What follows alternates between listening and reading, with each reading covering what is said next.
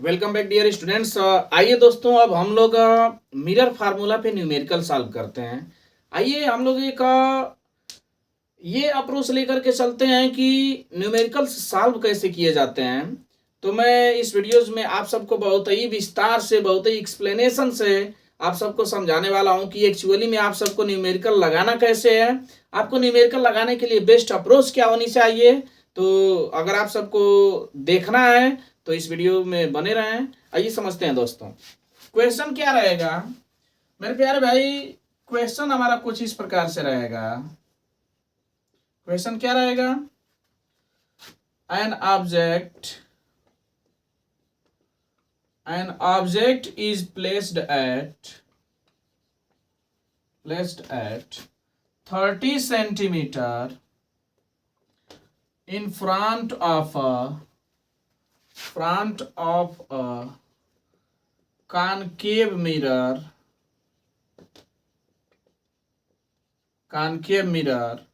with focal length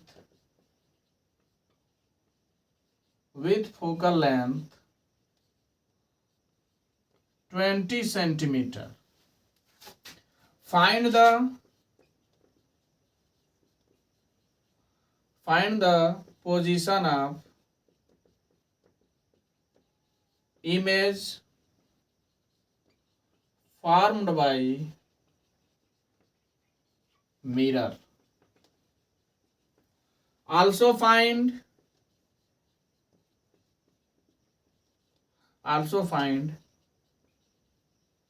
nature of the image.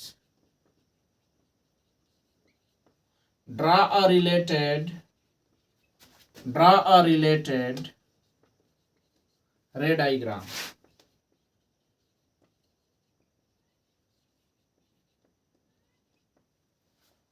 ठीक, ये आपका क्वेश्चन है दोस्तों। कह रहा है कोई ऑब्जेक्ट है जो किसी कॉनकेव मिरर के सामने 30 सेंटीमीटर की डिस्टेंस पर रखी गई है। उस मिरर की जो फोकल लेंथ है वो आपका 20 सेंटीमीटर है। तो find the position of image formed by mirror, यानी कि मिरर के द्वारा इस ऑब्जेक्ट का इमेज कहां पर बनेगा उसको बताना है। पोजीशन मतलब कितने डिस्टेंस पर बनेगा मिरर से। साथ ही साथ हम सबको यह भी बताना है कि also find nature of the image. आप सबको बताना है कि उसका नेचर कैसा होगा, मीन्स रियल होगा कि इन्वर्टेड होगा, वर्चुअल होगा कि इरेक्ट होगा।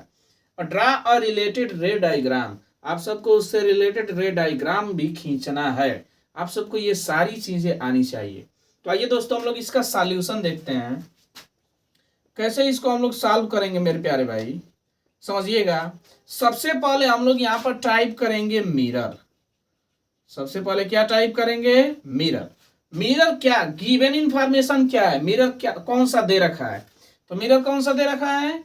Concave mirror. सबसे पहला की पॉइंट आपको क्या रहेगा, आप लोग देखिए कि मिरर कौन सा है। ठीक है ना, कॉनकेव मिरर हो गया। जैसे ही कॉनकेव मिरर हो गया मेरे प्यारे दोस्तों, आप सबको याद होगा जो डिस्टेंस ऑफ ऑब्जेक्ट होता है ये तो हमेशा निगेटिव होता है। जो फोकल लेंथ होती है ये भी निगेटिव होती है। अब v की वैल्यू, जब v का साइन आएगा तब तो पता चलेगा कि जो इमेज है वो आपका वर्चुअल है कि इरेक्ट है कि रियल है कि इन्वर्टेड है। तो आइए समझते हैं दोस्तों, डिस्टेंस ऑफ ऑब्जेक्ट हमेशा निगेटिव होता है, फोकल लेंथ भी आपकी क्या होती है? निगेटिव होती है। किसके लिए? कॉनकेव के लिए। अगर यही आपका कॉन्वेक्स रहता तो u की वैल्यू निगेटिव लेते, लेकिन f की वैल्यू हम लोग क्या लेते? पॉजिटिव लेते। तो ये था दोस्तों आपका की पॉइंट जो कि आपको समझना है। तो इसको नहीं लिखना है, आपको लिखना है गिवन इंफॉर्मेशन।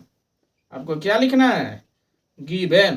क्या क्या दे रखा है? मिरर आपका कॉनकेव है और यू का मतलब डिस्टेंस ऑफ ऑब्जेक्ट। यू आपका कितना दे रखा है?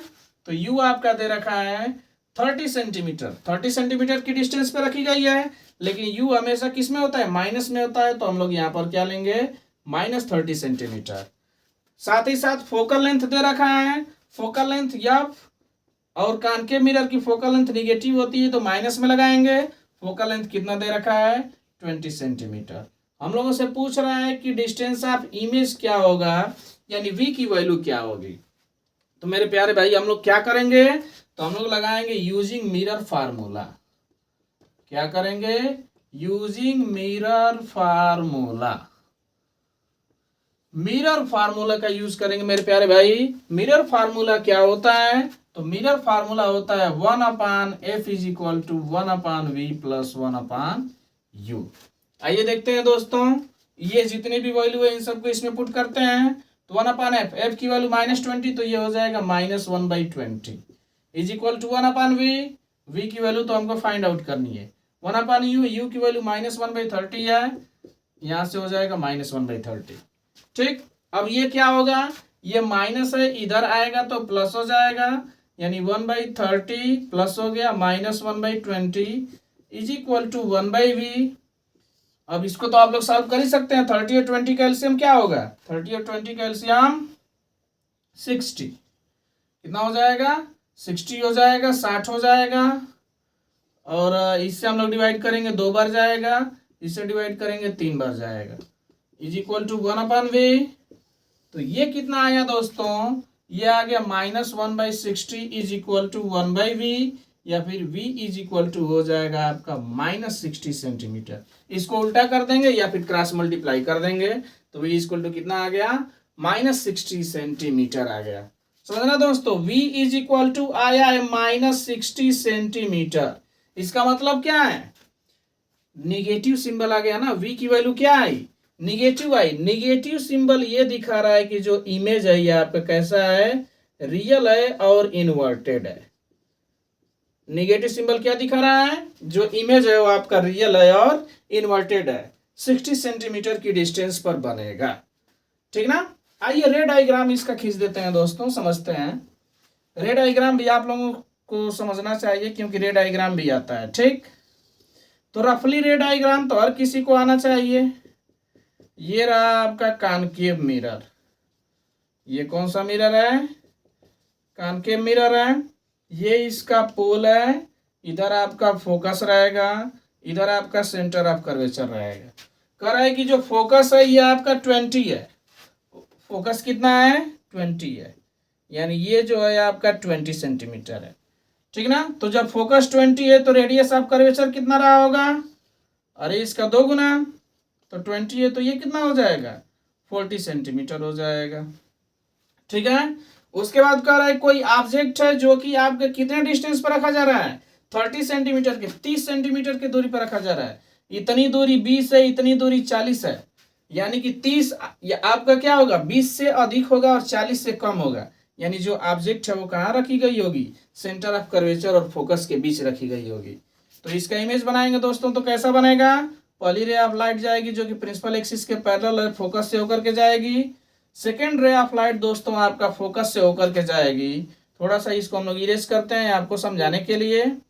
Second ray of light focus से होकर के जाएगी और रिफ्लेक्शन के बाद प्रिंसिपल एक्सिस के क्या हो जाएगी? पैरेलल हो जाएगी। ये दोनों एक दूसरे को जहाँ पर काटेंगी वही आपका क्या हो जाएगा? इमेज हो जाएगा। ठीक ना? अब डिस्टेंस हम लोग लिख लेते हैं दोस्तों।